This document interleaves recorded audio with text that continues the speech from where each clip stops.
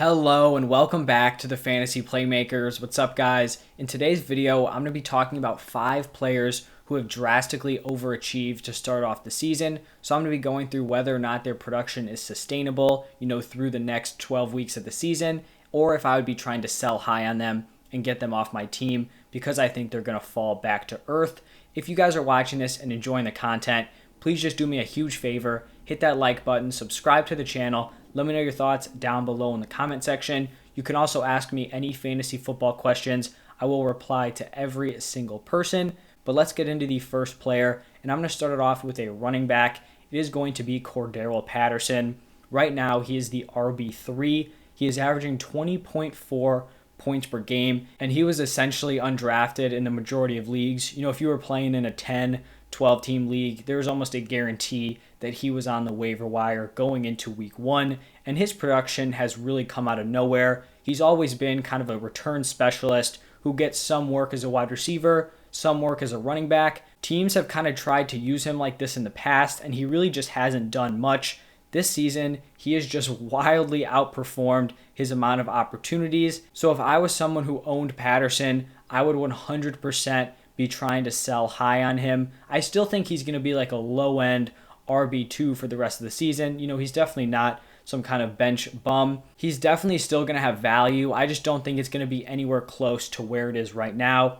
So through 5 games, Patterson has a 40.6% snap share. And so that is almost unheard of when you're looking at his overall production. These running backs who are in the top 10, 100% have snap shares of 60+%. Even 60 would be a low number. Patterson is sitting here at 40.6%.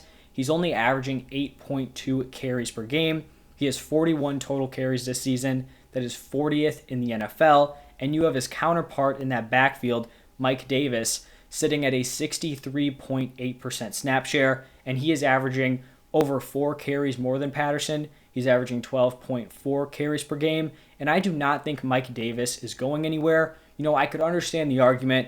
Cordarrelle Patterson has wildly outperformed Mike Davis, on a per touch basis. Cordarrelle Patterson has looked better. He's looked more explosive. But here's the thing with Mike Davis. He is a great pass protector. I really didn't know about that coming into the season. But if you guys watched that Falcons-Jets game in London Sunday morning, Mike Davis was out there a ton, and it is because he is a fantastic pass protector. So I just don't think he's going to lose that role. I don't think Patterson can compete with him in that aspect, and that is going to give Mike Davis more opportunities.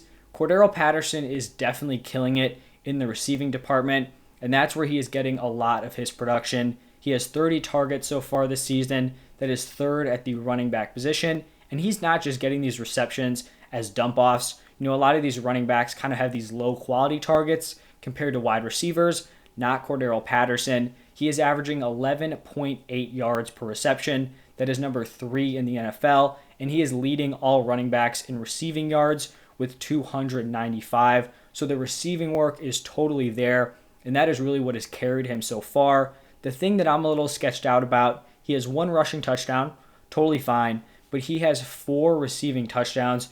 3 of those came in 1 game, and so far this season, Mike Davis has had more red zone touches and more goal line carries than Cordarrelle Patterson. And so I'm just afraid that these touchdowns are not going to be sustainable throughout the entire season. Right now, you have Calvin Ridley, who has 42 targets on the season, Kyle Pitts with 36 targets. Each of them only has 1 receiving touchdown. I think these are going to even out throughout the season. Ridley and Pitts are both probably going to pass him in terms of receiving touchdowns.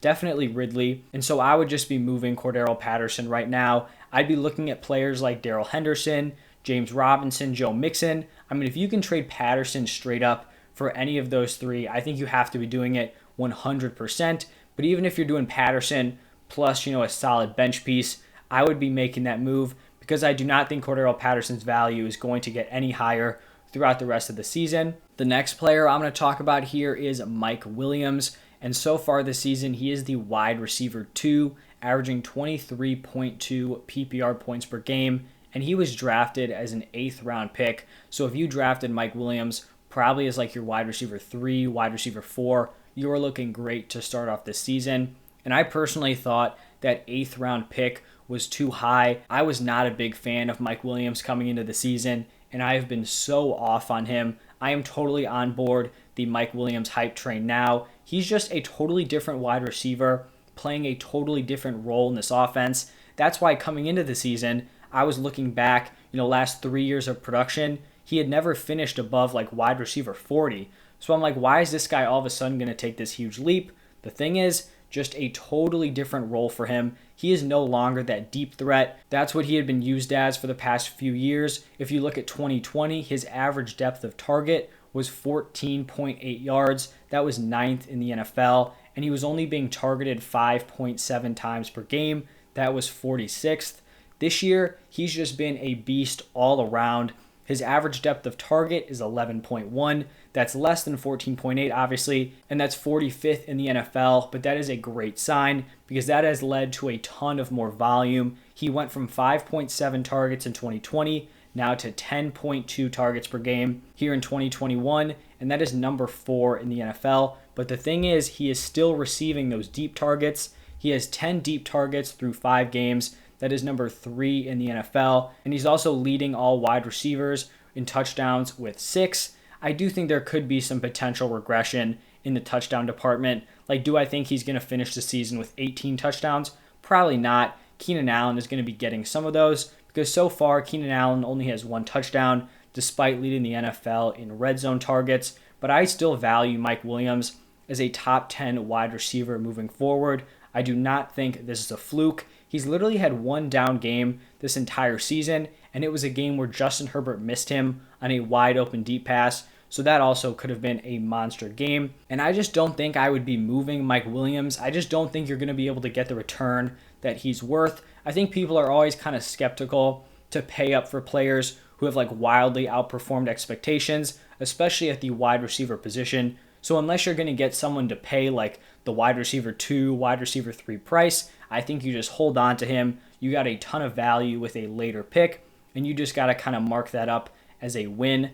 After Mike Williams, I'm going to talk about Deebo Samuel. Right now, he is the wide receiver 5, averaging 22 points per game, and he was picked just a round earlier than Mike Williams as a 7th round pick. Coming into fantasy drafts this offseason, I was pretty indifferent about Deebo Samuel. I wasn't actively targeting him, but I also wasn't actively fading him. But it really seems like he was the forgotten guy in this 49ers offense. Last season with the 49ers was just very weird for these pass catchers because all of them were injured throughout the season. Ayuk, Deebo, and George Kittle. So you never really got to see all of them on the field at the same time. But when they all played, they all looked great. But it was because you didn't have all 3 playing at the same time. So a lot of people thought Ayuk was going to be that guy. We knew Kittle was going to be involved, or at least we thought Kittle was going to be very involved. And so Deebo Samuel was kind of pushed to the side a little bit, but he has just been a dominant force in this offense, the clear number 1 target. He's been targeted 51 times this season, 10.2 targets per game. It's number 4 in the NFL, and he has a 35.9% target share. That is absurd. That is number 2 in the NFL, and he is just a great player after the catch. He is number 1 in the NFL in yards after the catch, and his ADOT is at 8 yards, which may seem low. That's not a huge number, 100%, but it's a huge improvement from what it was in previous years. A lot of the reason why people thought Brandon Ayuk was going to overtake Deebo Samuel was because Brandon Ayuk seemed to be the more versatile wide receiver. He could do all the stuff, the screen work, the jet sweeps, all of that stuff, but he could also win downfield. That's really just not something we saw with Deebo Samuel because in 2020, his ADOT was 2.6 yards. Average depth of target, 2.6 yards. That is a number that a running back would have. So apparently Deebo Samuel had that skill. They just were not using him in that way. And so moving forward, if Lance takes over as the quarterback, it's probably not ideal for Deebo just because they're not going to be throwing the ball as much if Lance is going to be carrying it 10 plus times a game like we saw in week 5. But I still think Deebo Samuel should be considered a top 15 wide receiver moving forward. And now we have 2 more guys to talk about, and they're both going to be from the tight end position. The first one is going to be Dawson Knox. Right now he is the tight end 4, averaging 14.8 points per game, and he was basically undrafted in in almost every single league. If you were in a 10 to 12 man league, he was almost guaranteed to be on waivers heading into week 1. But I'm personally selling high on Dawson Knox if I have him. The volume he's received so far just has not matched his production, and I'm someone who would rather chase volume instead of touchdowns, and so that philosophy just does not mix well with Dawson Knox. He's been targeted 24 times. That's 14th at the tight end position, so not great. 4.8 targets per game. He has a 13.7% target share. That's 16th in the NFL. So his volume so far is at the level of like a borderline tight end 1. However, right now he is a high-end tight end 1 in terms of points per game. He is a red zone threat. That's definitely kind of the appeal with Dawson Knox. There is no doubt about that. He has 7 red zone targets. That's number 3 in the NFL. And he has 5 touchdowns, which is leading all tight ends. That's obviously where the majority of his points are coming from. But I just do not think that is sustainable throughout the entire season. If I had to guess a number for his touchdowns at the end of the season, he's probably going to be somewhere around 10 scores, which is amazing for a tight end. That's a great season, but if you're looking at it, that's 5 touchdowns in the next 12 games. That is not going to carry him for fantasy, and that is going to lead to a pretty solid fall off in production.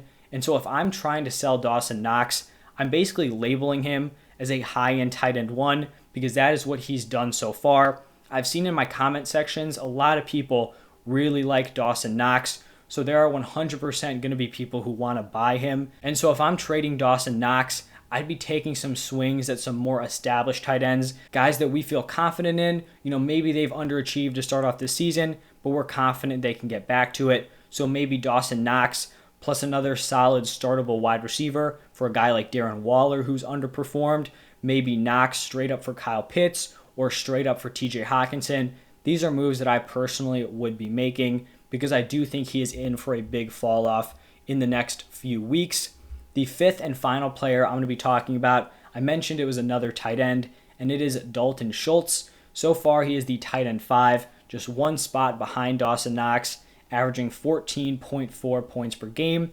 He was another guy who was undrafted in the majority of leagues, but I just think he has much more sustainable production than Dawson Knox. Jarwin is no longer a concern. Dalton Schultz has clearly passed him as the tight end 1 on the Cowboys, and so far he's just been very balanced in his production. He's been targeted 31 times. That's number 7 in the NFL at the tight end position. That's 6.2 targets per game. He has a 19% target share, which is 5th at the tight end position. He's number 4 in receptions, number 4 in touchdowns, and number 5 in receiving yards. So that's just a very well-rounded production profile, and he's doing this while the Cowboys are only throwing the ball 33.2 times per game. That's 25th in the NFL. So they're definitely in the lower half of pass attempts, and I think that's something that could honestly go up a little bit. They've been very, very run heavy, but I still think that number has just got to go up to, maybe 35 plus. I would still move him if I could sell him as the number 5 tight end. So if I'm getting number 5 tight end value, then I would be moving him. But I still think it's very possible he can finish somewhere from like tight end 6 to tight end 8 in terms of points per game, because you're going to have your guys, Kelsey, Waller. I still think Kittle's going to get there in terms of points per game. You've got Mark Andrews, Rob Gronkowski. Then it's kind of up in the air. Is Hawkinson in there? You've got guys like Tyler Higbee. You have Dawson Knox, who I talked about. You have Kyle Pitts, who's looked like he's on the come up. So he's going to be in that range. If you can sell him for that high price tag, I would do it. But if not, I think he's going to be a solid startable tight end moving forward. But that is going to wrap it up for 5 players who have overachieved to start off the season. If you guys enjoy this content, please hit that like button, subscribe to the channel. Let me know your thoughts down below in the comment section. Tomorrow, I'm going to be going through some injuries for week 6, so go check that video out. But thank you guys for stopping by, and I'll see you next time.